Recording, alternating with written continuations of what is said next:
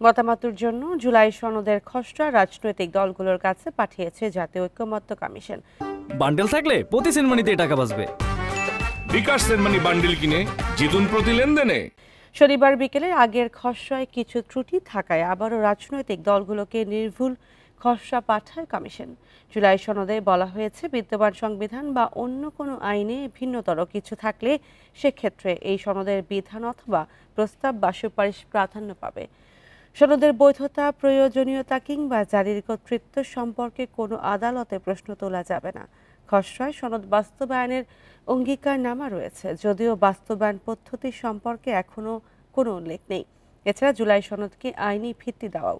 এদিকে জুলাই সনদ বাস্তবায়নের পদ্ধতি কী হতে পারে তা নিয়ে বিশেষজ্ঞ ও রাজনৈতিক দলগুলোর সঙ্গে আলোচনার কথা জানিয়েছে ঐকমত্য কমিশন। বাস্তবায়নের পদ্ধতি নির্ধারণের পর সব দল সই করার মধ্য দিয়ে জুলাই জাতীয় সনদ চূড়ান্ত রূপ পাবে।